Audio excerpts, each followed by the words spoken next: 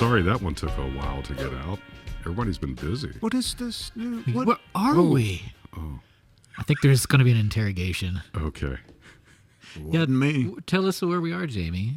We're in the podcast suite at Video Bread. New space. New space. well, Newish space. Newish used space. Yeah. It used to be my office. I moved offices, and I wanted a more permanent space for us to do our thing because it's the only joy I get in my life.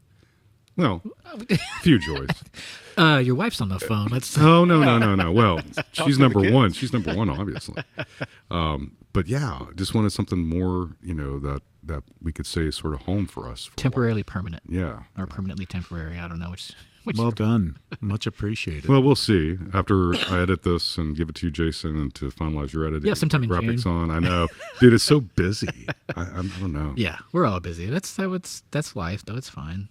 Thank goodness. That's how we get to this part where we can have the fun part of carving out this time. So, I'm down. Exactly.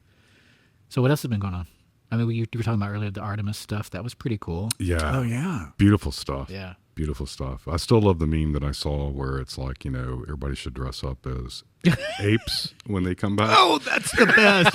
Okay, guys, we only have 5 days to do it, but if we can all get our act together and be prepared in all monkey suits by the time they come back. And I know my sister probably listens to this podcast, but, that would all work. There's always that one person that's sort of late, and that's you, Kathy. Yeah. Nice. We could have played it off like we captured her, too. Exactly. No, I don't know. Speaking of, I got to get this in real quick. It's like a brainworm, but Simpsons had a great old episode where they parodied Planet of the Apes, and Phil Hartman, God rest his soul, national treasure, God, I love that man. played the Charlton Heston character. Yeah. But I remember the lyrics of, at the end, right before they reveal Statue of Liberty, it's like, oh my God, I was wrong. It was Earth all along. Well, you finally made a monkey out of me. Yeah. And you see the Statue of Liberty comes up, and he segues into, I hate every chimp I see, from chimpanzee to chimpan. I mean, just... I haven't you've got to... Okay, I will. That and Monorail, two of my favorite. And I believe, if I had to guess, my guess would be it was during the Conan years when he was riding. Yeah, oh, absolutely. That's what I was going to say. So good. Yeah, we, it's been a rough work week, and just got home last night, and, sort of looked at my Plex, and it's like, I forgot I, had this on my Plex, and it's all the seasons of Married with Children. So No kidding. I just started watching, like, the first episode, and it's just fucking raunchy and hilarious. I never saw that show. Oh, my God. Yeah, and I would catch it every now and then, but I was never a huge fan. The But first season is pretty funny. I mean, I was laughing my ass off. yeah, that was all on Fox, right? That was, Oh, yeah. That was... Fox owned it for a long time. Yeah, The Simpsons was on there. Yeah. You had X-Files at the same time. Yeah. And Living Color was on there. And Living Color. Yeah. Oh, man. A few people came from that. Yeah. Sometimes I think our society probably peaked in the 90s. Sometimes it feels that way. I wonder if everybody feels that way, though. I don't know. Like, what year do you think our parents would have chosen? I think Dad would have loved the 90s too, dude. Yeah? Oh, yeah. Gosh. I don't know. I think there's also a correlation to your coming of age and the way that always holds that special place just by the nature of being at that age, right? Could be. Yeah. I mean, I think it's changed now just because so much has changed, but I think between our parents and us, that would have correlated. Yeah. I mean, for me, realistically, it would be the 80s, right? Yeah. But I think late 90s, 2000s, I think it was special. But, as far as technology, the web was new, the internet was new. Yeah. Napster just sort of started around. Napster. Oh my God. And it was just Spent like, so many hours on Napster. dude, I did too. And I made sure I downloaded songs I owned. And Looking for issues in arrears. exactly. But yeah, it was just a fun time. Everything was sort of new. LimeWire. Remember LimeWire? I remember LimeWire. Remember Hotline? No. Oh, that was a really good one. I Yep. remember Hotline. Yep. And, I got some, and played them all in your real player. Yeah. Real player. Yeah. God. Yeah, it's pretty crazy. I bought 3 new iPods when they first came out, and they say if you would have bought stock instead of buying those iPods on Apple, Oh, yeah. you would have. Yeah. It's I did A few iPods. Yeah. Have a All few the iPods. iPods. Yeah. I did find the box to my first iPod not too long ago. Nice. Yeah. It's like I probably could sell that on eBay. It's probably worth Well, dude, Well, the old originals, even just as a disc, I mean, the popularity and price, they say they're in such demand. And Yeah. it's hard to find. But I know people that hold, I wish I'd have held on to my first. I tell you what, So I'll buy that box from Yeah. you. I'll buy that box from you because I've got the original iPod, but not the box. It's not the original one. It's second gen. Okay.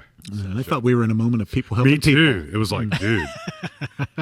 You know? Well, it's funny you talk about technology, though, from 2000s, because look at this week, to your point, Artemis, and the amazing things that we can see and all the things we take for granted, but fresh images coming back, Dark Side of the Moon, the fact that they were able will to see say- those impacts. I will say. Oh, the impacts. That was cool. Oh, the impact was. Which is crazy to think about.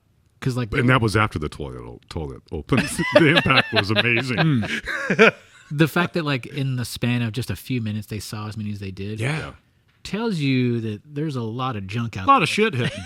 Oh, absolutely. They say there's so much debris in the orbit that pretty soon it's. You won't be able to get through it. Well, and that's the other thing that I saw some backlash from people. Oh, what about all the junk? Where's all the junk? And it's like from the perspective of how far away it was. Like, yeah, it's there. You just don't see it. That's not the way scale works. And that little screw is traveling at 100,000 miles an hour or some crazy. Yeah, what did I see on re-entry was. I heard something quoted today that made me like, oh my God. Well, here's the funniest thing was for me, you know, because I always love watching launches out there. Just really, really cool. And you could tell they made some cutbacks at NASA because if you guys were watching the live NASA stream live, it's like the rocket goes off and it's like whoever is running the camera is like, oh, I can't wait for that to go off. Oh, shit. It just went off. And you see the camera go up like this, and it misses it, and then it comes back down. Just one text notification is all it You took. know, and it's like, okay, I feel sorry for the person because maybe this was their big moment, right? I'm going to get this thing. This is Artemis. But, dude, it looked like some of the folks that we know was running camera. No, I didn't see that. Oh, yeah. It's an exciting time to be alive. Yeah, it was. I was really watching that launch was pretty cool. I sort of like this new setup. I'm able to like look at you guys and talk, which is pretty cool. I mean, You could look at us before, Jamie. Well, it was weird. It was You weird. refused to. No, but it you was could have. it was weird with Matthew. I think we're closer or something. Oh, that's what you've always wanted Our to be. lips there, I finally. suppose. I feel something in my leg. That's not something. Well, anything else that's been on top of mind for you guys since? The price of gas is really low. Yesterday I went by to fill up, and you know, I just sort of had a chuckle a little bit. It was $4.20 a gallon. Did you buy? Fuck yeah, Okay, man. good. Did you also buy some good. gas? Yes, I will say, $4.20 a gallon, guys. I will say, Well, not to be a big downer, but I do think it says something quite telling when more and more people are going to Al Jazeera to get their news on what's going on Yeah, in or the current BBC. conflict, or BBC. Yeah. And I'm sorry, but I'm just going to say it. That's a sad fucking day when your first knee-jerk reaction, even NPR, I mean, who I'm a huge fan of, I know. still, but the way things have infiltrated in and just what consumes so much time just debunking all of the things that we hear and that are said. And it's like, if you just go to Al Jazeera or BBC, you're getting a completely fresh perspective from people that have no skin in the game. Yeah. I find that really kind of super sobering that's where we are right now, at least in this moment right now. It, you know me. I've been raising the alarm bell for quite some time. Yeah. You know, How's your bunker going? bunker's going great. It's a bunker full of love. Love bunker. Love. A lot of lube down there. Fuck Pete Diddy. But you know, it's that Easter message, dude.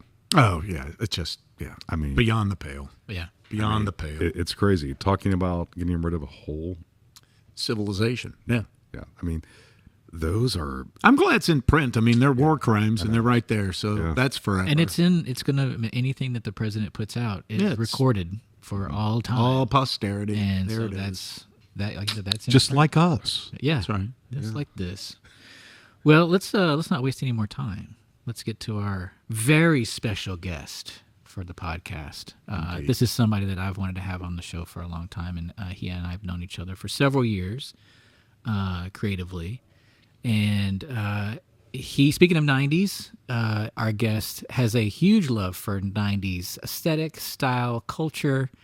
I think his style even reflects that quite a bit. He's always dripping with something nice. Dripping. He is a part of Louisville's music culture and has been for some time. He is a solo hip hop artist, but also has been a member of a couple of hip hop groups locally. He is one of my favorite MCs. I think people have talked about the Mount Rushmore of MCs for Louisville, but I would say of all the country and all the world, I think this is one of the guys that you would, if you listen to his music, you would just like it's out of this world. He has many, many names, and he'll probably be embarrassed that I don't know all these. So without further ado, it is Daniel Guess, a.k.a. Never Second Guess, a.k.a. Mr. Goodbar, a.k.a. Thurgood Bartholomew. Mr. Guess, welcome to the show. Thank you. You missed a couple of them. But Oh, I did. Oh, man. Wait, educate me. Peppermint Patrick. Peppermint Patrick. That's my pimp nickname. I love that. Big Brother All White T. These are a Brother little All lesser White known. Old school. D Jesus. Jesus. I like D Jesus. Yes, Yeah. I can hear you. I wouldn't expect you to know those though. We kind of Those are deep cuts. Yeah, deep cut. Those in house. So what's your name now? What can we call you now? That's a sore subject. So right now I'm going by Thurgood Bartholomew because I'm basically trying to reinvent myself as an artist. But it's such a long name. Where do you pull it from? So Good Bar is what I'm affectionately known as, Right. and Thurgood Bartholomew is the long version of Good Bar, basically. Love it. But there's a pretty well-known rapper out of I think San Francisco that goes by Good Bar, and there's also a pretty well-known gay porn star that goes by. Oh wow, Really? Kind of want to Nice. create a little bit of How separation. did you get into that? The music or the gay porn? It's a sad, Yes. sad story. It's too sad. I don't want to get into it. Hey, people have to make budgets, and you got to make ends meet. Yeah, absolutely. these days. Yeah. No shame in that game. no, So go check out my feet finder. it's crazy, man. I'm seeing a lot of people. I'm seeing a lot of people in the AI space. They're just basically just making these feet up, right? Oh, really? Generative AI, and they're making these fake. Dude, we're doing the wrong shit, bro. It's a sad day when you had to They're make making fake feet. I know. It's crazy. I know. 6 toes. Exactly. Well, let's get back into an origin story. We love origin stories. Mm-hmm. So, like I said, you are a very well-known established hip-hop artist in Louisville. So are you from Louisville? Yeah, You've always been? born and raised in Louisville. I moved to New Albany when I was 15 years old. Okay. And ended up going to New Albany High School. But up until then, I was from Louisville. And when did the hip-hop career kind of... that little thing in the back of your head that said, this is something that I want to do. When did that hit? I always grew up listening to music. Music was never off in my house growing up. When I moved in with my dad, when I moved to New Albany, he was pretty strict on me. I would get punished for the smallest things, like you don't take the trash out, you don't have your PlayStation for a whole week. So it got to a point to where he took so many things from me. All I had left was my stereo and a pen and a pad. So Show a you. legend was born, I guess, from that. And there was a guy, Sherman, I went to high school with. We ended up recording a song together, just like we recorded like over a tape, like the cassette tape. We took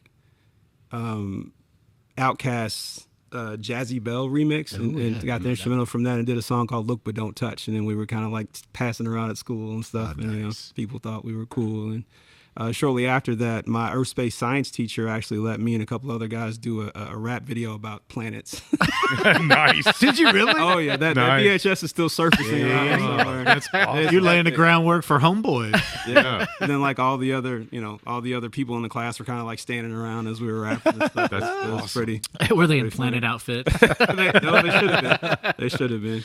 So yeah, then that's just that kind of got me to where I was feeling pretty confident about the fact that it's something I wanted to pursue. And then I met. It was with also the- great to have like a support team around there, like saying, "Hey, this is good for you." I Definitely, mean, like the yeah. Planet Project. Yeah, it's for like sure. somebody like an adult that says Yeah. it gives you the green light. Yeah. Yeah, you should do that. Yeah, because that definitely wasn't like a normal thing for them to Yeah. shoot videos like that. It was like a project, and he was like, sure. The teacher reminded me of Macho Man Randy Savage. He wore like Stay in school and step up into a Slim Jim. He was all roided up with like a beard and long hair and stuff. He's like, Daniel, you gonna shoot that video? Shout out! I can't remember his name, but he was a good teacher. We'll just call him Reed.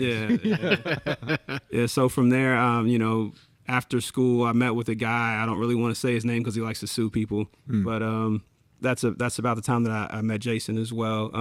He had a record label that he'd started, and he was just kind of finding all the talent in the area that he liked and made a big label basically with all the guys that he liked. So we started doing mixtapes.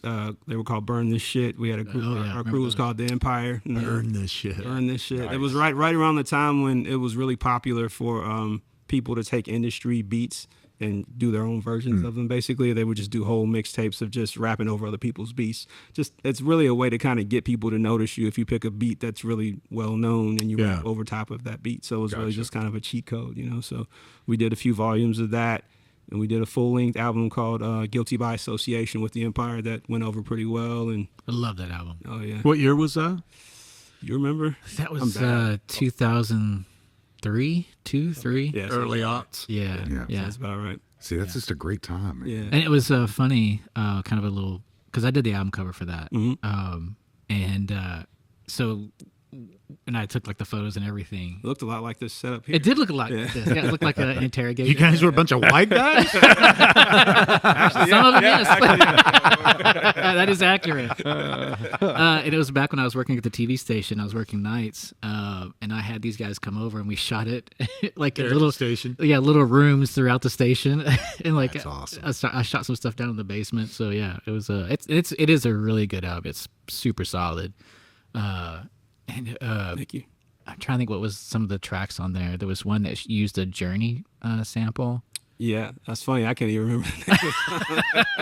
Dude, send me a link to that album if you don't mind. I don't know if it exists online. Yeah, it was pre-online days, But I've got a copy of it though. That's what I mean. I'll burn it. I'll burn you a disc. Let's go full. Yeah, we used to have to like go to all of, like the Catholic festivals and stuff and go meet people and sell CDs to them and stuff. It made me really like I'm kind of introverted at heart. I was going to say that helped pull you out of your shell and at least fake it. Oh yeah, state fairs, all that kind of. We would beat the block and just hand-to-hand combat is what we call it. Yeah, Did- 'cause did- that's what it Did you ever is. beat up a bunch of Girl Scouts? Not that I recall. Trading cookies for CDs. Exactly. Come on, man, I need some more I cookies. need a fix, man. I tell you what, I would with some tag-alongs. Those motherfuckers. I'd do anything, man. Yeah. Oh yeah. Yeah. I plead the fifth. But yeah. So, what gave you the confidence to actually put a microphone to your face and say words to strangers? Because that's what always interests me, is to find that courage to do that. Because music, poetry, whatever, any kind of art is very personal, and then to put it out there for people to view, hear, whatever is very vulnerable. So where do you find that strength to do that? Because that's what always. So it came from just being around other people that had the confidence to do it, and them kind of letting me know that I belonged in that space as well. Because I am very like I said, introverted, and I don't have a lot of raw like confidence, but I am confident in my abilities. But yeah, it's a whole different thing to like actually like say it to someone else, But eventually, I just kind of got over that. And as far as like performing on stage, a shot of bourbon doesn't really hurt very much. Well, I was going to ask, do you courage. also find there's a little bit of the mask? I mean, if you're good bar, I mean, in there, even if it's on a subconscious level, you create a persona, and it's almost like, hey, let me character. live behind and this if, thin if, mask. if they hate Good Bar, the next day you come as Good Wrench or something, right? I mean, Well, it's funny, Good year. especially in rap. I feel like rap's the only genre where it's you're encouraged to keep it real, if you will, and that, which is garbage. You know what I mean? Like my whole point of Good Bar is it's my alter ego. It's like Good Bar can do all the things that I could never do. Yep. And if I wrote about my life, it would be so boring, and nobody would ever want to listen to any of my music. So I try. It's Paying a space, bills. It's a difficult space to navigate. DoorDash. It's like, yeah. So. but definitely A little bit of a mask, yeah. Yeah, for sure. And then what were some of the artists that inspired you to get it, like start writing, or what were you listening to at that time? So I had a friend of the family who was the manager at the disc jockey in the Galleria. Ah, he's showing his age. He's showing his age there. He's showing his age. Disc jockey Galleria. Bam. Told you he's a lover of the 90s. Yeah. And I was way too young to be going in there and buying CDs, but he hooked me up. I think the first 2 CDs I bought from him, I bought LL Cool J's Walking with a Panther. Oh, nice. And Digital Underground Sex Packets. Oh, wow. I was like Digital Underground. Yeah, I was like 13 years old listening Yeah, to sex. nice. My mom was at work. I was blasting it in the stereos. Yeah, and I had okay. no idea what I was listening to. Okay. I liked the way it sounded, but it was wildly inappropriate for my Nice. age, you know.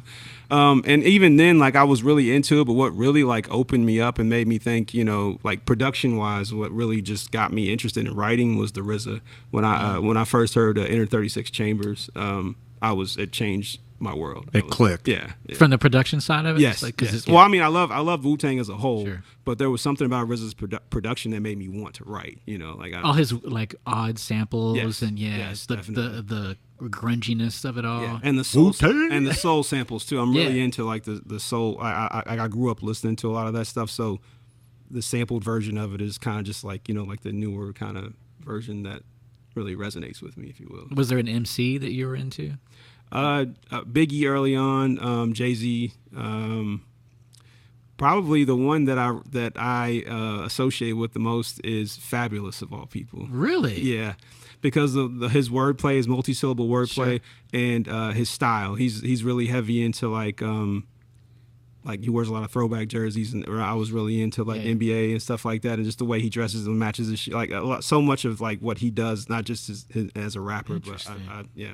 I've never put that together. Yeah, you won't. You won't hear very many people saying that Fabulous is their goat. Yeah. No, that's pretty unusual. Yeah. And then like you mentioned the syllable part of it. So that's a very mathematical look at writing and rapping. Mm-hmm. And I've always noticed that about your style. It has this interesting rhythm to it and a pattern to it that is it can be very unusual, because it's not like it's this bar and then it's followed by this rhyme. It's like you jump back and forth. So explain that, like, because I know not listeners don't, like, they just hear a rap song and they're, oh, it's just somebody rapping. But there is definitely a very scientific way to write. So can you kind of explain that a little So bit? I just kind of developed that style over time, and it just stuck. I do want to kind of stick to that same scheme, but I can't really explain how I come up with it. Really, it's really just kind of happens, you know. Over time, it took me a while to get to the point where I really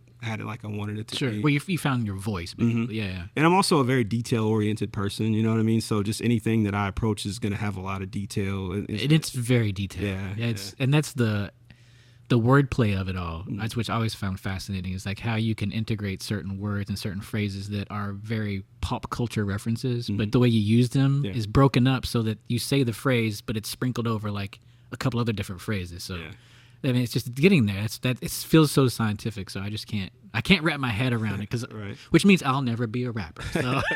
Well, it's a gift and a curse, because I mean, to get mainstream, like, you know, feels like a lot of the stuff I say goes over people's heads, you know. Yeah. So, and it was never a goal for me to be a mainstream rapper necessarily. I mean, I'd love to make a paycheck from rap, you know, but so It's more far about the expression of it. And, definitely, yeah. And that's what you see it as. You see it as your art form. Definitely, Yeah. And I tried to step away from it recently, and it just They called you back. yeah. didn't A they? friend of mine sent me a bunch of beats, and I was like, well. That was a quick retirement. not going to let that sit there. And who are you working with right now? So right now I'm working with a guy by the name of J Ideas. He actually lives in Pekin. Yeah, he has this Pekin? Pekin, Indiana. He has this tiny little. That's a real place? I've never heard of it. Oh yeah, my It's wife. not pecan? No, it's Pekin. My wife is from Salem, and actually I drive past Pekin to get to Salem when we go visit her family and stuff. And I've driven past this little like log cabin looking thing like a million times, and little did I know that he was cooking up over there the whole time. You know? Small world. I mean, you never know. Yeah, You never know, man. Yeah, there was an old coffee shop that was there. Apparently, he and his father built this place from the ground up, and it was a coffee shop in Pekin for a while. But he actually, he's a videographer by trade, and he But whenever he also records, and he's a phenomenal producer. And whenever he does like all the stuff, he just has everything set up in there. And he just uses that space for creative, creative things. That's awesome. Yeah. And how do how did you guys meet? What was the? So a while ago, there was this. These people do these like playlists on Spotify. So there was one that was based on just all Kentucky stuff, and it's like you pay them a couple dollars and they'll put your song on the playlist, you know. So I did that, and I heard a beat that they had did on that playlist, him and a buddy of his, and then I reached out to him to see if I could use the beat, and I did, and then from there I found his Bandcamp page and just really fell in love with his production, and I reached out to him. He liked me as a rapper, I liked him as a producer, and we got together, and the rest was history. Oh, very That's cool. awesome, dude. Yeah. That's like the university said, "Hey, I think you guys should meet." Yeah. That's super cool. Yeah. So what? When it comes to a song, what it comes to mind first? Do you think of a story you want to tell, or a lyric that just hits you, or do you find a beat and then craft the song around that beat? It's a great question. So usually I have to have the beat first. Okay. But every now and then a concept will hit me, and then I'll have to make it match a beat. But typically I'll have the beat first. And the way it works with me is weird, is like I'll just listen to a lot of beats, and then one of those beats will just choose me at random, and it'll be in my head, and I'll start writing to it. Yeah, I've always said you don't find music, music finds Yeah, you. Exactly. definitely, Yeah. Yep. Like, I mean, I'm like, Jay Idea sent us a pack of like 40 beats recently. Jeez. Yeah, and I mean, I was just listening and listening and listening, and some of them I didn't even think I liked. Like randomly, I started writing to them, you know. So I've been writing a lot lately. I've got a lot of stuff coming out, but I don't know what it is. But I don't want to jinx it. I'm just rolling with it. But my creative juices are really flowing right Got to Yeah. use it. Use it when you Yeah. can. When you're in the Yeah. flow, you Yeah. just have to like just dive in. Have you figured out are you doing anything different now than you have in the past that you would attribute even in a subtle way for that to flow? So I am a lot more confident. I got gastric sleeve surgery. Was it last year or the year before? Well, that's a big change. Yeah. So I lost about 100 pounds on the surgery. No shit. And I'm just feeling a lot better about myself. good for you, I think dude. Congratulations. That's probably a big part That's of it. awesome. And that trickles through everything. Yeah, Yeah. definitely. Yeah, it's the confidence of it, just the energy level. I'm sure is just a big game changer. Yeah. No, congratulations on that. Thank you. And I've lost it and gained it back a million times. I been just there, needed done something that. a little more sustainable. If nothing else, just to stick around for my children. Yeah. So that was. Yeah. So yeah, you are a family man. I am. Yep. You have 2 kids, 2 adorable children. Thank you. Yeah, you have a beautiful family. Appreciate it. So what do they? I mean, they're still pretty young. Yeah. But what do they think of old dad being an MC? So Are they even? I mean, do they even know? Or, Yeah. How old But are it- your kids? My daughter's 8. Her name's B. My son is 6. His name's Trip. He's like Daniel Gets the Third, so we call him Trip. Yeah. Oh, that's where that comes from. Yeah, That's yeah, nice. yeah. They are both neurospicy, so keep things interesting in the house. Which I Is that a read, clinical you had term? something in your bio, and I heard that neurospice, and I was like, "Ooh, that's an improvement on the devil's lettuce." And a lot more inclusive. Yeah, my wife is actually going to school to be. She's going to get her MFT, marriage and family therapy. Oh, nice. Oh, good for her. Degree. And that's so- because of the issues you guys are having, and she's looking to improve things at home, Yeah, right? yeah. Well, I think originally she just wanted to Get out of the house? pursuing that degree. Well, probably. But then as she started to learn more about the children, she became kind of obsessed with their brains, and so I mean, she's even mentioned the possibility of getting a doctorate in like autism or something like that. So That's awesome, man. and she saw something that said there's nothing more autistic than your special interest being autism.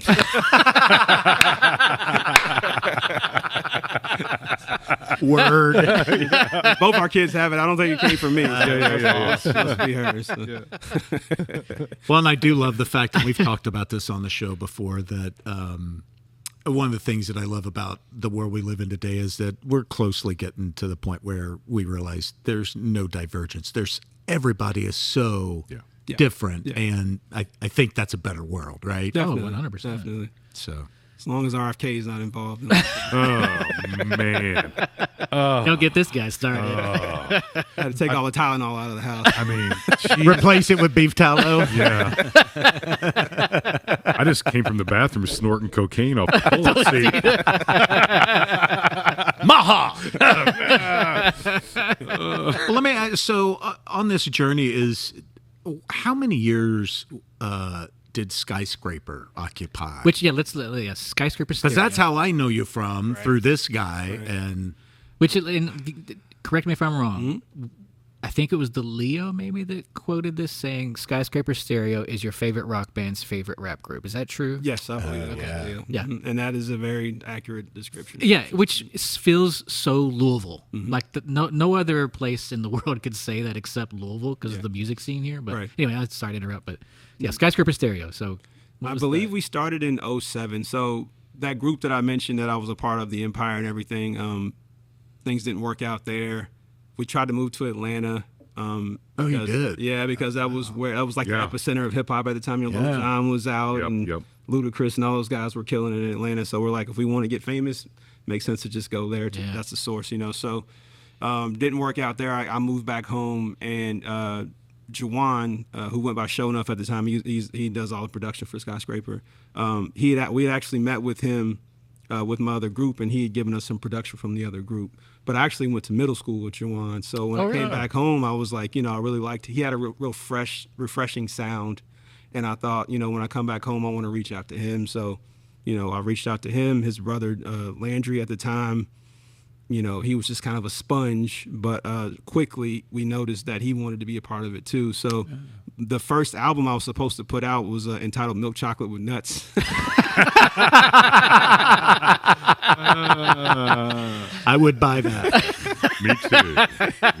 But it evolved into my first solo, which was I'm drawing a blank. What was my album called? it was Mr. Goodbar. Hang on, I can find out. I think I was listening to it. So that turned into a solo? Well, and the funny thing is, the very first Skyscraper album was it was individually wrapped. Individually wrapped, yeah. So the very first Skyscraper album, RAPPED, right? Not drop the W, because puns. Because puns. The first Skyscraper album, which was entitled River City Ransom, was actually my solo album. Oh, it was. It was, but everyone got the bug while we were in the studio, and it evolved into a group Everybody want to jump on. I want to jump on board. And then Skyscraper was formed that way. No shit. Yeah. So. And where's the name come from? Skyscraper Stereo? Yeah. That's all Jawan. I feel like I've asked him a couple of times. It's like if I tell you, I'm gonna kill you. It's a big old speakers. He could tell you. He's told me, and for some reason, it just goes in one ear and after the other one. So, and then he's really into architecture. I believe it has something to do with it. Really? Yeah. He's into architecture, and Well, his brain's all over the place. Yeah, so, There's one. So what was that run? 07 to 17, 18, somewhere. Yeah, it was not That that 10-year long run. ago. Mm-hmm. Yeah, Man, I missed all of it. 16. I missed all of it. You missed a lot, Jamie. I missed all of it. Yeah. Did you guys stay in touch? Oh Still yeah, connected. So we even when we broke up, we were still friends. It was a situation where I had decided that I wanted to go to college and pursue a backup plan, and then I met my wife, and so I was a lot less involved because of all the other Life things that came had going along. on. Yeah. And then I think Jawan's heart kind of wasn't in it anymore. So he and I had a discussion about it. And we kind of decided together, and then we kind of broke it to Landry, and Landry wasn't really thrilled about the way that we did it. And he, we kind of went behind his back. We shouldn't have done that. But, it was kind of a mutual breakup for the most part, but it was just a situation where we were having a lot of issues with like communication. Life gets in the way. Yeah. So like we remained friends throughout everything, and actually last year we did a reunion show. Yes, you did. Oh, you did? And I was there. Oh, yeah. It was amazing. It was here last year? Oh, yeah, it was at Whirling Tiger. Oh, that's right. I remember hearing about And that. so we were signed to Little Heart Records, and they're actually doing a festival for Little Heart Records for Brian Puckett. If you're not familiar, Brian Puckett, we were signed to his label. It's called Little Heart Records. The name came from he had a heart condition where he had an abnormally small heart, and he knew that he would only live to be like in his 30s, But he basically had this money that he wanted to basically do distribution deals for all of his buddies because he had so many people that were talented artists that just didn't have the capital to get off the ground. So he took it as his mission to, No shit. I got limited days. You know what I want to do? I want to help out my. Oh man, that's awesome. Yeah, he was a solid dude. Yeah, it was That's great, dude. awesome. So it's the 10-year anniversary of his passing. They're doing a festival for him at the end of May, the last weekend in May, Friday, Saturday, and Sunday, Puckett Fest. And we're headlining on Sunday at Magbar. Nice. What's the date of it? 31st, May 31st. 31st. I think I'm in town. Nice. I know. I think we're gone the week before or something. All right. Well, let's make it. We'll Yeah. be there. Yeah, Yeah. I know. Yeah. That show at Whirling Tiger was it was fun. so good. Yeah. Yeah, it was great. Well, just to run into everybody. Like Tori was there from Empire. Yeah. And just to see him. I hadn't seen him in forever. Oh, yeah. Is he still recording anything? I know he's got his shop. He had been. I don't know if he's put out anything recently. I feel like in the last couple of years he had been working on some Yeah. stuff. He just did a couple of singles. I don't think he has any specific projects that he's working. And that's what's crazy. Like Louisville, the hip hop scene in Louisville has been strong for so long. Like when I was in college, we came up and did some stuff with the 502 Heads. Oh, yeah. Way back in the day. Oh yeah. So like, and you've been in that world for so long. Like you are like an established, permanent piece of the Louisville hip hop history. I'm kudos to you for Thank you. the longevity of doing that, especially in hip hop. Yes. Hip hop is a very finicky thing. So, what do you think in terms of an MC? Is there a shelf life for an MC?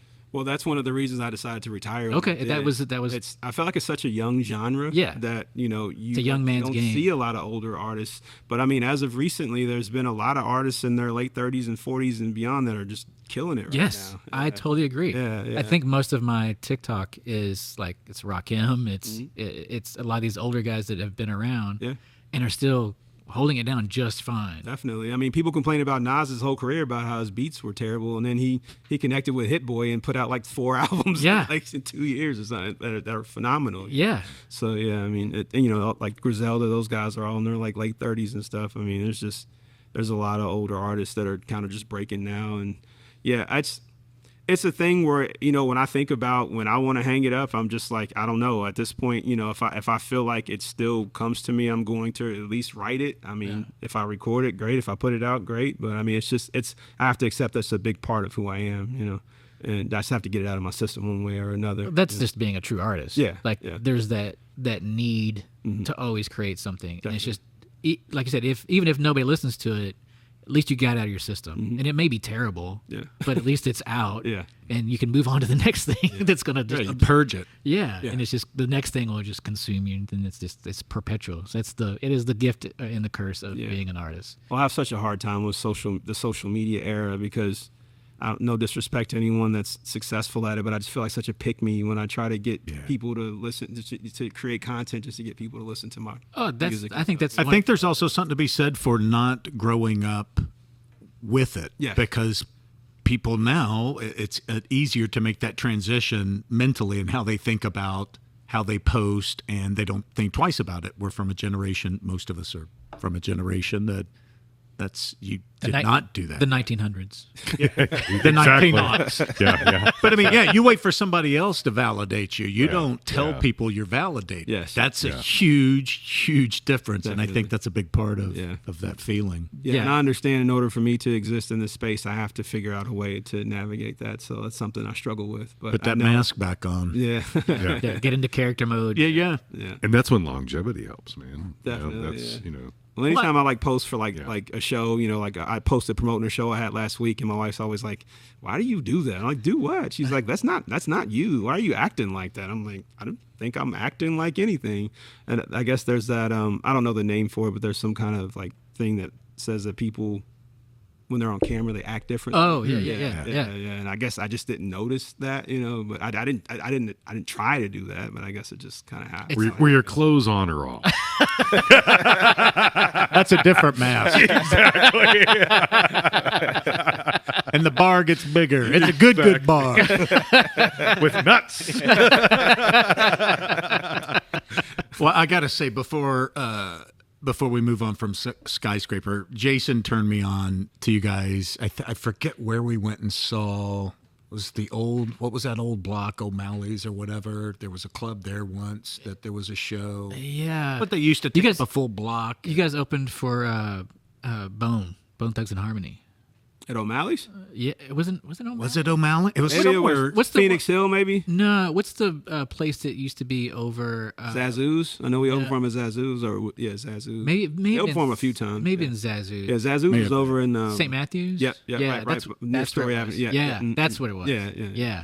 When I was telling him, when Jason told us that you were the guest and immediately started having flashbacks, and I even went back and pulled up some of, you guys used to be peppered throughout. I was obsessed with running back in like early 2010s, and as a white fat man who's like on mile 12, there ain't nothing sweeter that's lifted my fat ass for that last several miles. The best cover to Illegal Woman I think I've ever heard. That song, that beat, she was getting baked while making me bacon.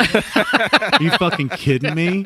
I got pep in my step, and I got 3 more miles in me. I was telling him, I went back and listened, and I mean, just the smile on my face for you to know that people that hear that music and have that relationship, I mean, that's the payoff, right? Yes, yeah. I cannot tell. I'm goosebumps even talking about it.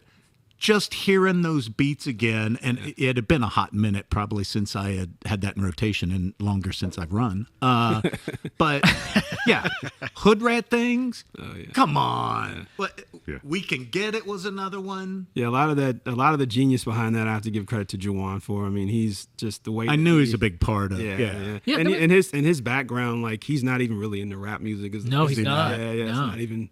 He doesn't. You guys, he's a sound. Zeppelin kid. Yeah, He's a Zeppelin sound kid. you all had. Let her dance. Zeppelin kid, you said? Led Zeppelin. Really? Yeah. Wow. Yeah, I mean, even like one of the lines in, I can't remember what song it is, like the first time I struck a power chord.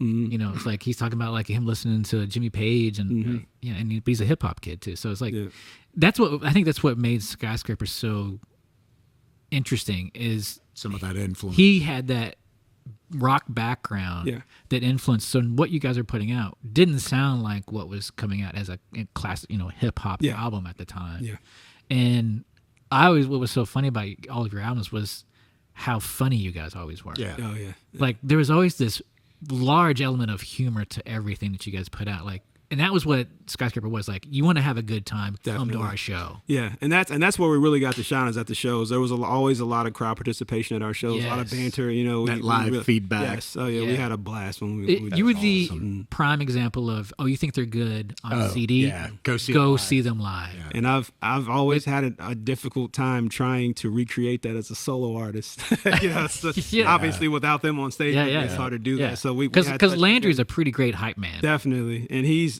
the funniest one of all of us, and he's the engine of the humor for sure. Oh, was he? Oh yeah, he always keeps it going. So, yeah. I mean because like the second album was You Can't Do That on Television, right? That was the second. Yeah. I mean just where that comes from. Such an 80s influence. Definitely. And then the whole, how many times did Juwan reference, Zach from Saved by the Bell? Yeah, he still references Zach. Did you guys Slater, man? Did you guys all share that love for that nostalgia? Yes, definitely. It's funny when you think about like studio survival packs. When we were recording that album, I think Flavor of Love was out at the time. We would go to like Lee's and get the little chicken dippers, with big box of chicken dippers and like some malt liquor, and watch Flavor of Love. Then we get to writing the material. And that's awesome. Flavor. That's super funny. Like to where you get inspiration, like it will hit you at any time. Oh, yeah. Is there any other thing that has hit you that is so left field that like, I've got to write something from this? Do you have anything that comes to mind? Yeah, so recently I have a single coming out soon called Mouth, and this is a really like Mouth? Yeah, this is a really interesting. That's funny because we always make the joke, what's your mouth situation? Now we know what yours is. What's your mouth situation? Talk about mouth. What up? I overheard you guys on one of the most recent podcasts talking about Corey Feldman. This is related. We are closet Corey Feldman bring fans. it on. Let's hear this. So I was watching The Goonies, right? Oh, the Mouth. Yes, and well, first of all, people used to call me Chunk in high school, so I'm probably resonating with the wrong character in this. But anyway, I'm watching it, and they're in the scene where they get One-Eye Willie's treasure. They're on the pirate ship, and the Fratellis find him and steal it from him, right? So Mouth, Mama Fratelli's shaking him down. She's taking all the jewels off of him, and he was like, "That's all I got." But he still had some in his mouth, So he pulls like a strand of pearls out of his mouth, and he's like spitting jewels. And I got to thinking this, spitting jewels in hip hop. It's people talk about spitting jewels. I was like, I think I need to make a song out of this. But God, that's then I found out that his real name on the movie is Clark Devereaux. Oh. And I write all of my music in an app called Evernote. Yeah. Clark Devereaux with thoughts from my Evernote. Mouthful of Jewels. Kevin Costner with Yellowstones. So it ended up essentially it's very obscure. No. Try explaining I this. hope there's a Golden Girls in there somewhere. that's beautiful. I love that.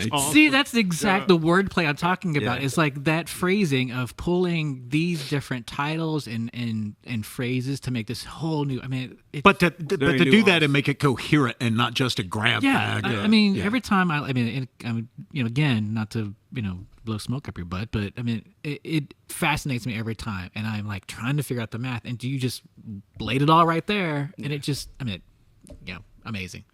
Yeah, I didn't think that was the inspiration I would get from watching the Goonies, but here we are. Well, it's funny too because the song, like in the hook, it's if you don't know any better, it sounds like I'm talking about I have a grill, and we're going to shoot the video with Jay Ideas, and he's like, "Do you own a grill?" And I was like, "No." He was like, "Well, we have a problem." A Weber? Is it a Weber? So That's out of propane, but we can bring it in. So I joked with him that we could do like a footage of me setting up a GoFundMe doing the video for my grill. For the grill? Yeah, that's great. That is a great idea. The economy shot, but you guys can support me. No big deal. Every dollar counts. So talk about this. It's a new album you have coming out? Yeah, so it's entitled Paper. It's part of a trilogy, so I'm gonna put out 3 EPs, like 4 or 5 song EPs. Oh, nice. For each quarter. I'm already behind on the first quarter, but I'm putting out one each quarter, and then in the last quarter I'll just kind of combine everything together as one. Oh, nice. And I did it that way so I can just keep and have enough content to stretch it out for the whole year, do a few videos here and there, a couple of songs that are they're not on the project, because like I said, I've been recording a lot, so I just have a bunch of random stuff that I'm sitting on and I can just put a single out here and there just to stay relevant, so I just wanted to make sure I had enough material to stretch out throughout the year to keep my name ringing.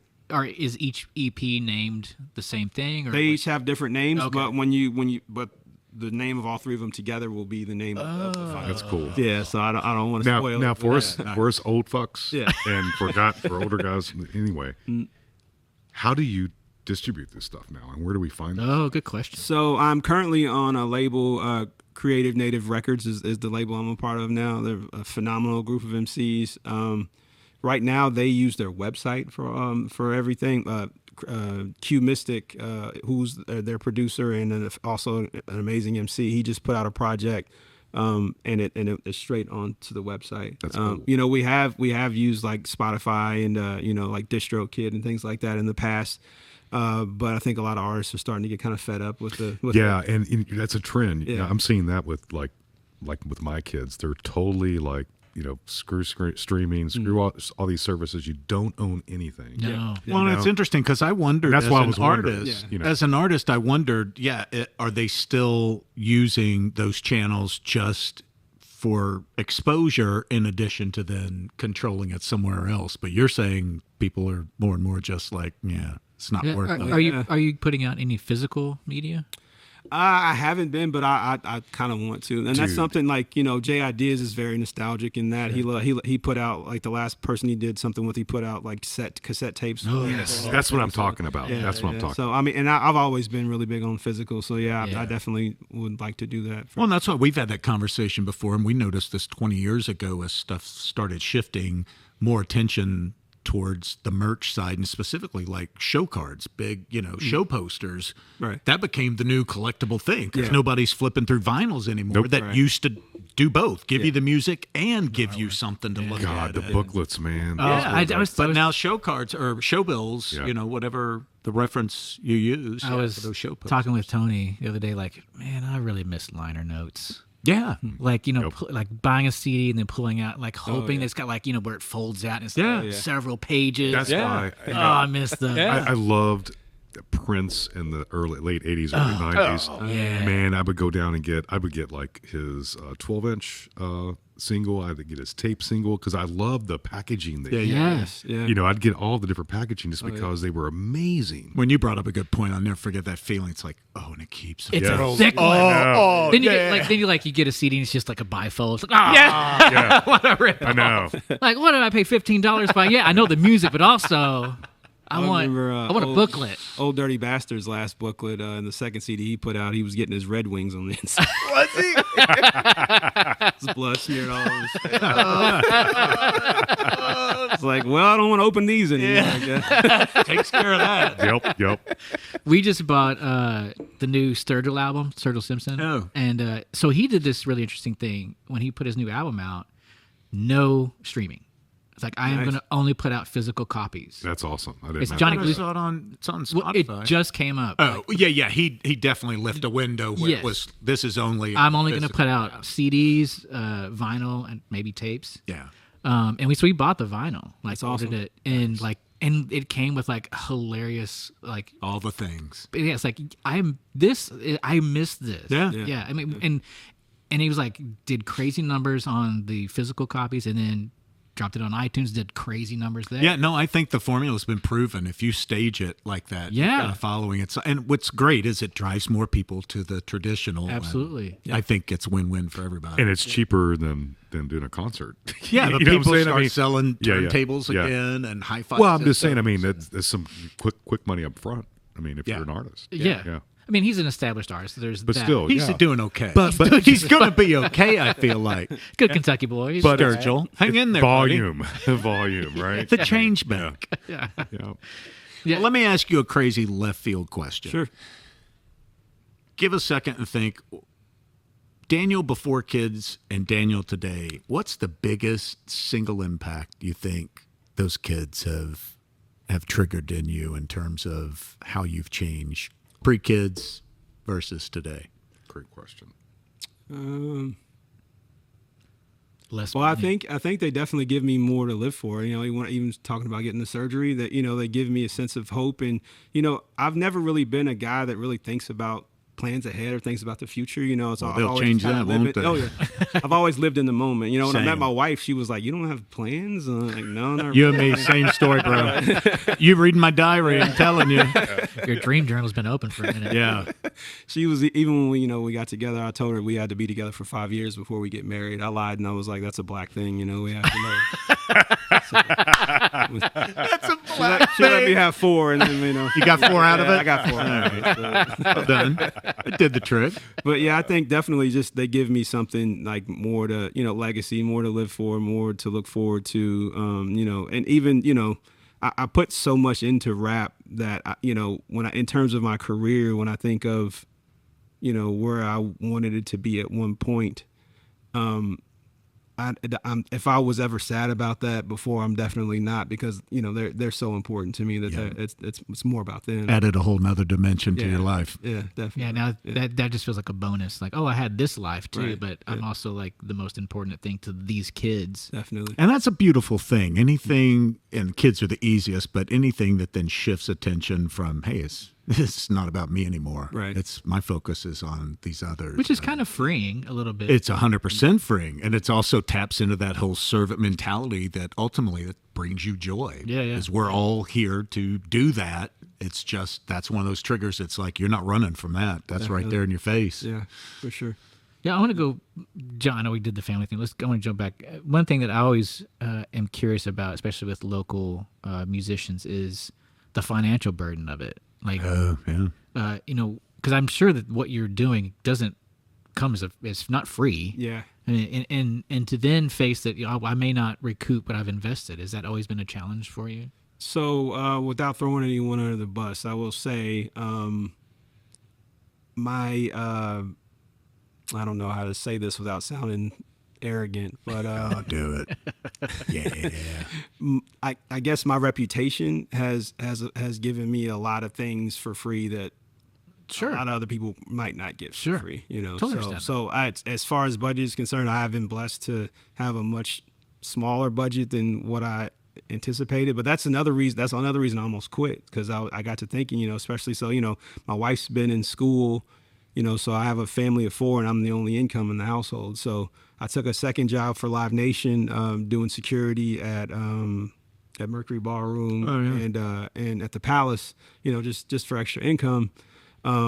So it was just one of those kind of things to where like I don't have, in our current situation, I don't have any money to put towards putting this out. And it's like I'm writing constantly, I'm recording, but I'm just like, when it comes time to put it out, I don't have any money to put toward releasing it, so it's complicated. Yeah, and I'm sure, because I know that there, maybe there's a listener out there that's like, hey, I want to do this, but how can I get around the financial burden of it all? But it's part of it. Yeah. It's something you have to face. It's I'm really big on collaboration, and I'm a huge, before I am an artist in Louisville, I'm a fan of the scene. Yes. And there are so many incredibly talented artists, on the scene, and that may never see the light of day just because of that obstacle that's in the way. Yeah. And at the end of the day, like I'm not nearly as focused on my individual success or even Skyscraper's success. It's really just about the scene as a whole, the greater good, And like you said, there's been so many people for so long that have kept it alive, and it's alive and well, and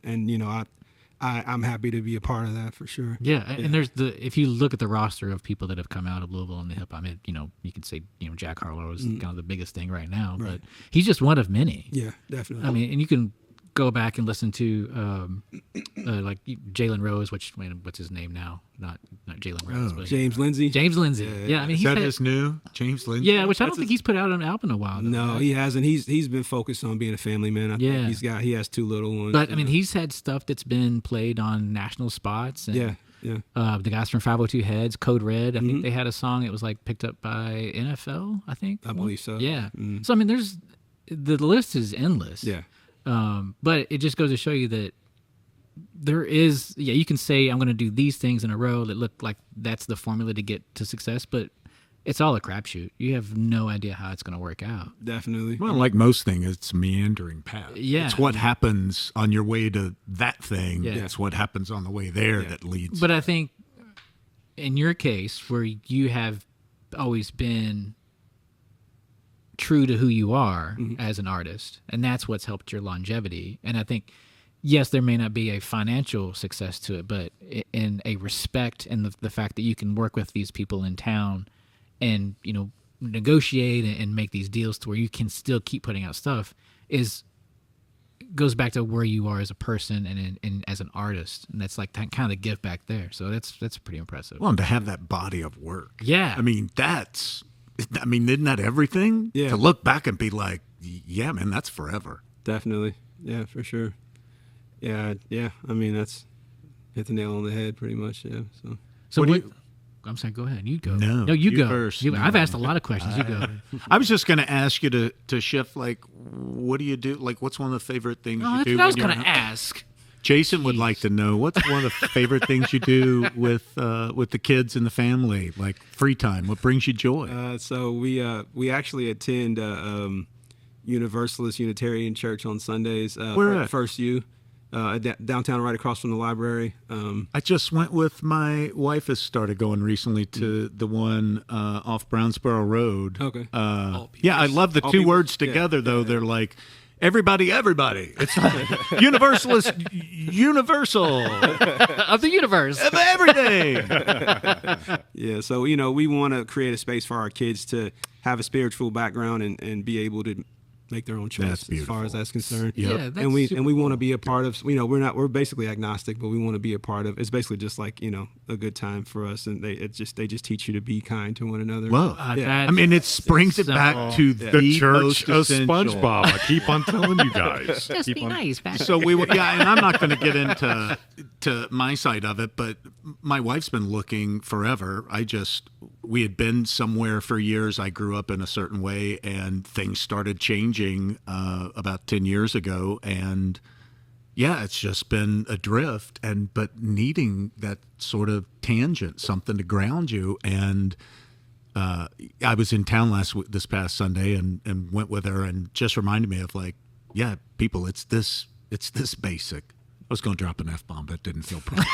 It's really just this basic. The universe says it's okay. You can. How about you just love each other? Yeah, definitely. How about you do for each other? That's how we approached. I mean, It's not rocket science, Right. people. No, like we were. When in doubt, be nice. Right. Yeah, it Definitely. seems easy. Yeah. It really is. If you strip away all the bullshit, it really is. Yeah. Now Is that something you'd like them to do to you? No?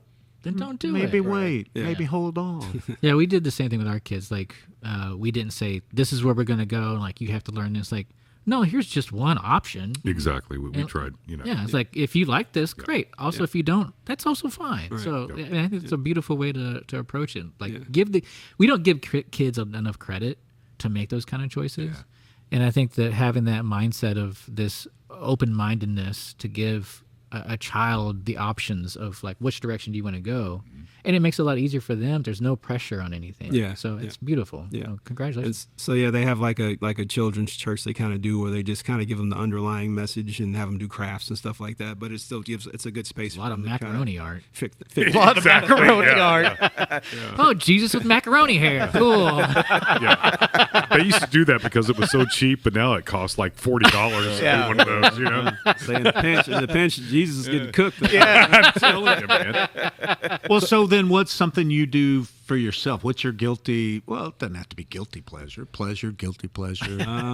What's in your algorithm? That's something we like to ask everybody. Like, what's building your algorithm right now? I have fart fluencers in my algorithm. What? Fart fluencers. Fart fluencers. I need to hear more about They're that. just people that fart and get Yeah. paid to fart. Nice. Yeah. What? Now, is this a That's paywall, the or dream. is this a paywall you're a part of? Or No, it's in an OnlyFans admission, is it? no, not yet. But Wait a second. Hold Wait a on. second. Not yet, listener. Wait a minute. Not yet. You have a fart fluencer in your house? not in my house.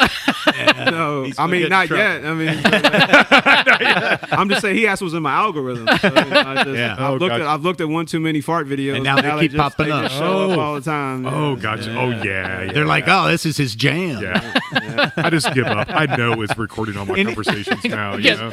Thanks, Daniel. Now all of our Yeah, videos are screwed. I know. No shit. Is there anything in the long form that's maybe not in the TikTok feed? Are you binging anything? or? So I'm excited about. I just watched a couple new episodes of The Boys. I'm really Oh, excited about yeah? The Boys. Yeah, The latest? Yeah, the new season just came And? out, so pretty good. All right, I'm in. Oh yeah, first episode, a big character. I don't want to spoil anything. My only disappointment is from when it started till today, I feel like without it changing its direction, the world has bent closer to it where it's less fiction now. Yeah, definitely. There's a little bit of that feeling, isn't it? Oh, Where yeah, it's like, for sure. oh, really? Yeah. You don't say. That feels like It's- most movies. It's that hard shows to now, though. enjoy anything. But I kind of love art. that. The It's whole hard. premise of it, I just Definitely. love. Yeah. Corporate superheroes, Oh, yeah. subcontracted as national security, and what could possibly go wrong? It's too gory for my wife, so I have to watch it on my own. But DTF St. Louis. Okay. I need to I watch thought it. I was a fan Okay. of, what's the actor's name? David Harbour. Stranger Things guy. Yeah. What a beautifully nuanced character. Oh, yeah. Like, how can you not love this big teddy bear, He this prosthetic belly? Kills that role to make you like, I love him. Yeah. Like, Yeah. how could you not love this guy? Like, I want to be in the closet right now too. Yeah. Watching this go. Yeah. Is there's room in there, Jason Bateman? Let me hop in. Are you caught up? Yeah. Yeah. Yeah, We watch it and like, well, I had my thoughts and now I've changed. yeah. I have no idea. Okay, I'll have to. You need You to have watch to. it. Yeah, yeah. It is Caught up. so well produced, acted, and nothing is blatant. You think maybe you just witnessed a blatant, oh, here it comes. Yeah. Great. By the next episode, to Jason's point, no, that no longer jives. Yeah. Wow, They- what do they I have do with twist, that? Twist every episode that completely just throw you off your square. But something about his character and the way it's written for that character specifically is Well, he just wants to like beautifully help done. people. yeah. I mean, To the point where you keep second guessing, like, what's your deal, dude? Nobody's just that sweet. All right. nobody loves Indiana Jones that much. Inside joke there, Jamie. I love Indiana Jones, man. It's a whole different. When the whole, Not like this, you do. Maybe you do. when the No, detective I or whatever really, was- really do. Oh, that's the best. when he was googling. Yes! Typing in Indiana Jones. at a bar, no less. Dick. And by the way, and I don't know his name. Love him in anything. Oh, he's yeah. ever That been dude in. does not age. No. Well, he's been that old for 30 years. True. I mean, Yeah. because you remember him in 6 Feet Under? Yes. Did you ever watch that show? He was the patriarch. Yeah. He made it in the first scene, and then everything after that was death scenes, coming back as the a ghost. Yeah, but yeah. Yeah, that's a great show. Whatever the House in the Woods or Cabin in the Cabin in the Woods, Woods, he was yeah. in that. Stepbrother. I mean, he's one of those actors that I bet he's probably got 150 movie credits to his name. And he's all a dad. series. Yeah. Yeah. That's like that guy does not age. But what a perfect role for him, though. Yeah. I mean, That's a great scene, though. Yeah. Indiana Jones. the hesitation. Dicks. I recently exposed my kids to Pee-wee's Playhouse. Oh, nice. And they love it. Yeah. They love it. And it brought something to my attention. I don't think maybe I was too young to understand this when he got in trouble and everything, but he's definitely on. But did he really get in trouble, or was he? I mean, just- he got canceled. I guess. Yeah, he got canceled. He got canceled before Yeah. canceling was. I mean, the thing, dude, he was just there enjoying himself. Yeah, Well, he was what are enjoying you himself, supposed to- all right. Yeah, but what are you supposed to do at a porn theater? What are you Yeah. supposed to be in there doing? You know what I mean? Like, I mean, Have you exactly. watched the documentary, the two-parter? I haven't seen it. No. Fantastic. Okay. Yeah. What were you going to say you didn't pick up on? Well, I was just gonna say, they canceled him because of because of his message. I mean, he was clearly gay. He was probably on the spectrum. Yeah. Bright, loud, fun, so diverse. His cast was so diverse. And and they just decided at one point that they were going to cancel him because they didn't like the message that sent out. was it. I feel like as from watching it now, that's what I got. Well, And it I just mean- quietly went away. Yeah. Well, I think because he got busted, I guess. Well, no, but And the that's show bullshit. wasn't on when he got busted. No. No, it That was wasn't. years Okay. separated. But I'm just saying, the two. when I go back and watch the show, I noticed message. a lot of things just. But what a from genius. the I mean, the from dude watching was- it that I didn't Yeah, understand you when I was young. watch the documentary. Yeah, It is yeah. so good. Like it really humanizes him. Like he talks about everything. Yeah. Like, Yeah. that whole moment, and it's so humbling. It's like he's like, yeah, I made a mistake, but I'm a human. Yeah. Like, Exactly. yeah. Well, again, Everybody take that's your one of those worst moments day. where it's like, that's what goes on there. Yeah. It wasn't like he Yeah. showed up at a children's, yeah. And parade. I mean, or the something. worst thing the worst thing he did maybe was shoot somebody in the back of the head, while Christy Nome is shooting the face of her dog, with a gun. I mean, give me a break. And his shooting obviously would be a very different shooting. Exactly. There were no Yeah. guns. Lot less. Yes. Man, it was loaded. Yeah, Paul Rubens. Yeah. Watch that documentary. So if you love that takeaway, then it'll be even more so after Yeah, watching that. I don't know if it's on HBO. Maybe. I think it's on think HBO. so. Yeah, I've It's seen great. haven't always seen a big it. fan of that guy for sure. Yeah, and then for him to go through that and then to kind of rebuild Yeah. his personality and still come out on top. So good for I forget one of the last films that I saw him in. Mystery Men. Mystery Men. Yeah, Was that it? with Ben Stiller, and Yeah. Oh yeah. he was the what was his character? Speaking of farting, the spleen, right? Oh yeah. Spleen. Yeah. We know Tim Burton's a weirdo and everything. I love the dude. His art's amazing. And you remember he gave him the role of the Penguin's father. Oh yeah. Oh, that's Batman right. too. And that was right after that. At a very controversial time. Yeah. And it's like, and I really respect Yeah. Tim Burton so Same. much. I remember that. Yeah. And I remember thinking at the time, like, Yeah. good for you, dude. Yep. Yeah. Yeah. Good for you. Yeah, Paul Rubens. Yeah, check that out. So Yeah. All right, what else you got? Any other movies you've checked out? I was really into the last season of Stranger Things. Loved how that ended up. Yeah. I think movie wise. Because we always look for recommendations on what to watch. Because we have we travel a lot, so on a plane is when we kind of have our time to have everything's cut off, so I can just watch a movie now. Yeah.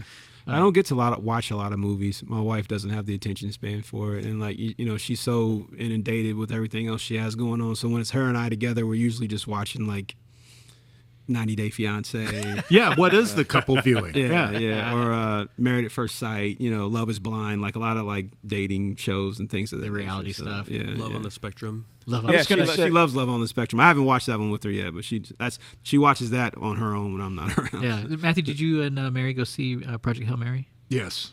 What'd you think? Loved it. I thought it was almost a perfect movie. Yeah. I mean, it just haven't really, seen it yet. really well produced. Loved the story. He obviously was perfectly cast. Did you know there was no green screen in that movie? Yeah. That's Which, impressive. mad respect. And I feel like I wish they did a better job of that getting out, because I think that makes you enjoy it even more. Right, and that makes you appreciate the whole practicality.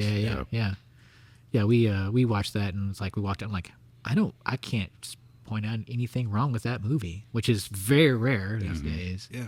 You know, because it's Really well told. yeah, and, Worth seeing on a big screen. yeah. I'm glad you went and saw it on Yeah. the screen. I want to see that movie with I can't think of her name. She was in Atlanta, where they're like, there's a bunch of people trying to kill her or something. I think it's even called like Everybody's Trying to Kill You or Yes. something like that. Yeah. That looks really cool. What is it called? I think everybody's trying to kill you. Something like that. Yeah, they're trying to kill you. Yeah. I can't remember the name of it, but it looks kind of like it has a very Tarantino-esque Yeah. Kill Bill Yeah. vibe about it. yeah. Yeah, what's the name of that? You mentioned Atlanta. Boy, that's a show I wish never went away. Do you remember watching that show? I don't know. Did you not watch it? I watched Did you like ever the catch that first- show? I loved Atlanta. First Yeah, half it's amazing. season. Oh my! Yeah, so good.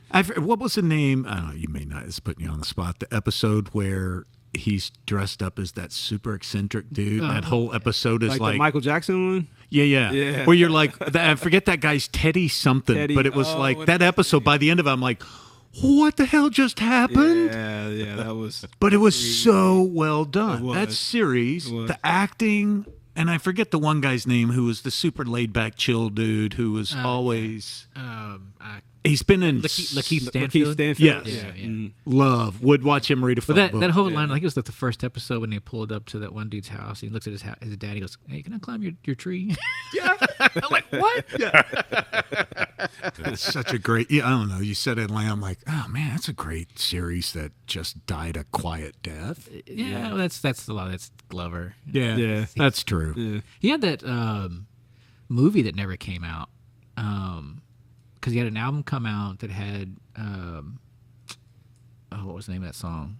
It's like one of my favorite songs. But anyway, This Is America. no, it was after that. Okay. But he had like filmed a movie and then had an album come out at the same time, Oh, I remember that. and then it's like got shelved. And I think he got sick or something. Yeah, and- didn't he have surgery or something? yeah, but then never yeah, heard of it. Never found the light of day again. So what's next for you, man? You got the album coming out. Yeah, I got Paper in April. Just You get a paper due in April. You write papers for your wife.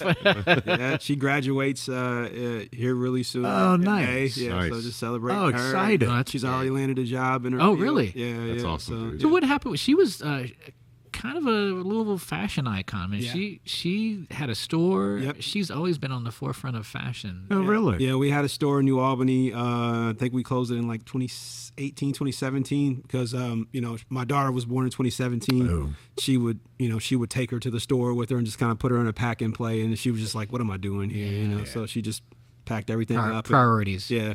Decided to put more time into the children and everything. So, and then now that the kids are a little bit older, she decided to pursue a career and become a therapist. And So, finishes up, gets her degree in what, May? Yep. Mm. Yeah, 'cause I remember whenever you guys would that's do shows, and she would show up, she'd always like, like whatever kind of the album or the theme was, she would kind of dictate her outfit around yeah. that. I mean, it was just killer stuff. Yeah, yeah. She still puts that shit on.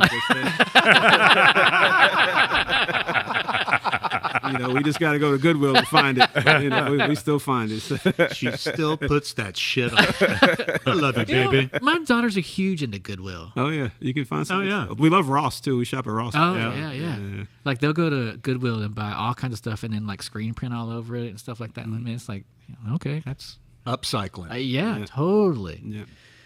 Well, Daniel, this has been fantastic. It's everything. Oh, and I forgot to mention this.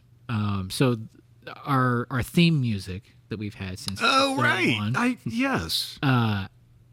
before we even recorded one episode, I reached out to Daniel and said, "Hey, we're thinking about putting a podcast together. Would you? Oh, wanna help- wow. I remember you telling me this. Would you want to help Yeah. kind of craft a song for that?" And I put the beat together, sent it to you, and then life gets in the way, and then you did send it to me, and I have yet to put it on any episodes because I've been waiting for With you. lyrics, you mean? Yes, with Yeah, lyrics. yeah. Yeah, Nice. And I've been It waiting. plays. It's just we've not shared wow. the lyric Yes. version. So And what a nice in the new space. new space. Maybe this is the time. This Yeah, so please listen to either the beginning or the end of this, and I'm gonna put that track on. So thank you for doing Amazing. that. Thanks, man. Thanks for having me. I really appreciate it. Yeah. So I mean, this was everything I wanted it to be. Thanks for taking the time to hang out with these idiots and myself. And good luck to everything you're doing, and good luck with the album coming out. Thank you so much. All right, appreciate you, man. Appreciate it. Yeah, much better. Yeah. Thurgood Bartholomew. As far as pods go, this is squad goals. Don't know if y'all know.